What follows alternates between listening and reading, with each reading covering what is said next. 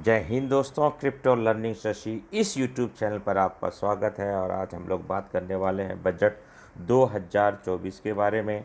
Budget पेश हो गया है। वित्त मंत्री सीता रमन जी ने आप लोगों के सामने बजट रख दिया है।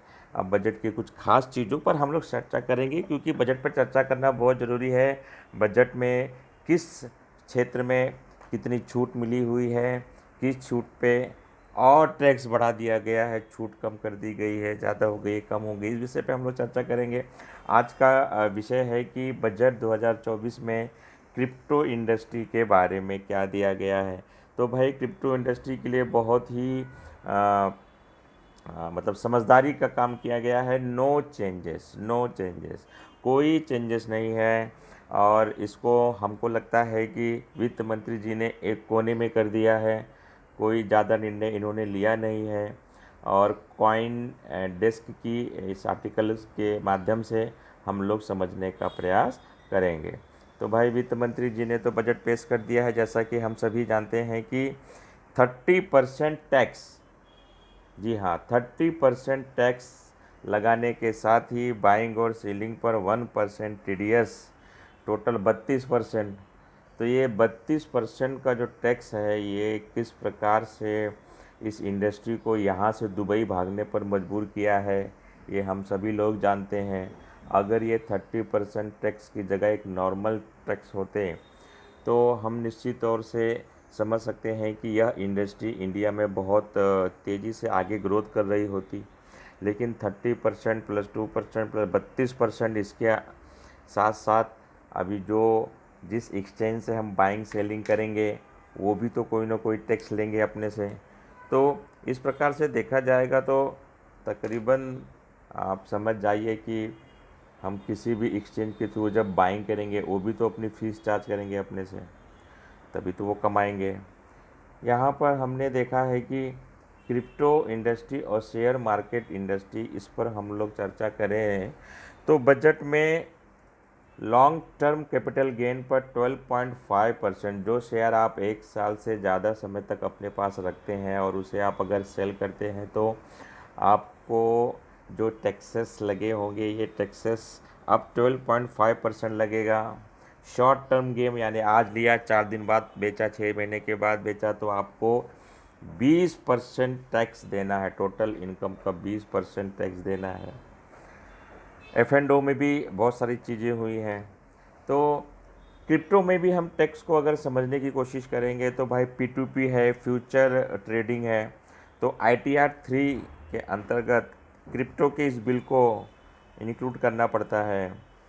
तो अगर माइनिंग से भी आपको क्रिप्टो मिली है, तो भाई हमें पाई से भी क्रिप्टो मिल रही है। चूँकि अभी पाई मार्केट में लिस्ट नहीं हुई है, तो इसके ऊपर टैक्स का तो फ़िलहाल कोई मामला बनता नहीं है, क्योंकि वैल्यू ज़ीरो है।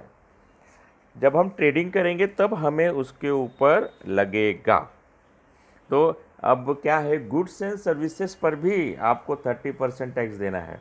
यानी अगर आप क्रिप्टो से कोई सामान ले रहे हैं, तभी भी आपको उसके ऊपर पेमेंट करना पड़ेगा। तो इस प्रकार से शेयर मार्केट पर जो लगाए गए टैक्स हैं, इसको क्रिप्टो से अगर जोड़ने का प्रयास करेंगे तो भाई अब P2P पर भी टैक्स है, फ्यूचर ट्रेडिंग पर भी टैक्स है। और क्रिप्टो ट्रेडिंग टैक्स तो 30% है, 1% TDS है, 1% बाइंग पर TDS है, 1% सेलिंग पे टैक्स है। और जिन लोगों को माइनिंग के थ्रू क्रिप्टो मिली है, उनके ऊपर भी टैक्सेस हैं। तो भाई ये टैक्स की जो मार लगी हुई है, तो ये मार तो हम देखते हैं कि बाज़ार भी डाउन है, अपना क्रिप्टो भी डाउन है, क्योंकि क्रिप्टो तो डाउन होगा ही। तो 2024-25 में मंगलवार को जो आया है देश का बजट, इस बजट में TDS पॉलिसी भाई फ्रॉम क्रिप्टो ट्रांजेक्शन पॉलिसी को 1% to 0.01%। It's made to representation to government official and evidence from several sources including think tank। अब भाई ये TDS के ऊपर तो कुछ ना कुछ तो करना पड़ेगा, ये टैक्सेस भी थोड़े बहुत तो कम करने पड़ेंगे। तो वर्चुअल डिजिटल एसेट्स इसको माना गया है। आपने जो भी क्रिप्टो करेंसी माइनिंग के थ्रू कमाई है या बाइंग या सेल की है, ये आपके डिजिटल वर्चुअल एसेट्स में माने गए हैं। तो वर्चुअल डिजिटल एसेट्स यानी हमारी कार, बाइक, फ्लैट, प्रॉपर्टी।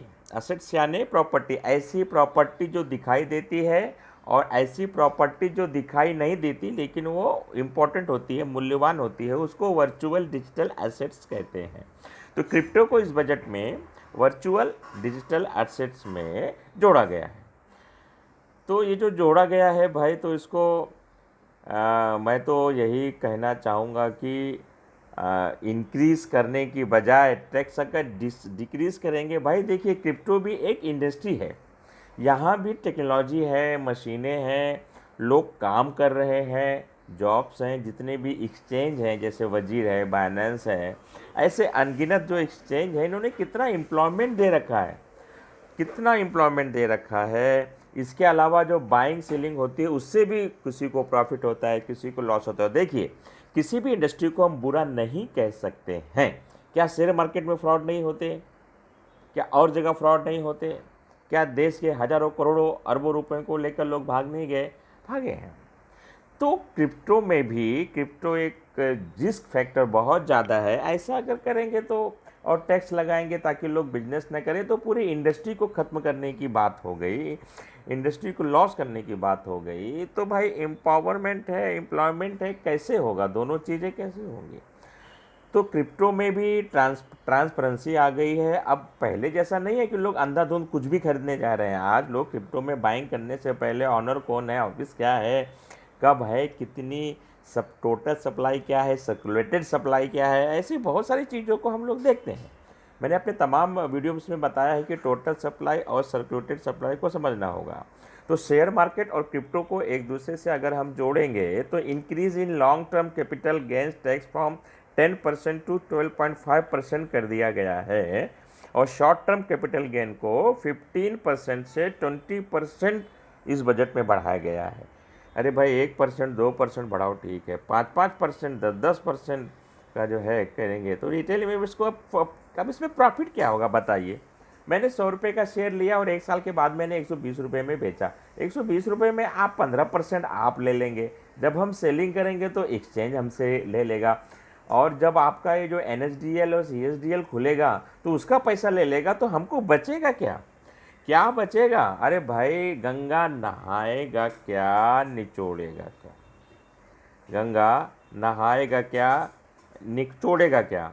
फिर भी हम वित्त मंत्री जी को बधाई देते हैं कि इन्होंने 30% टैक्स को वैसे ही रखा है और इसको और ज़्यादा नहीं बढ़ाया है। नहीं तो जो बची खुची इंडस्ट्री है ये भी लगभग समाप्त ही हो जाती।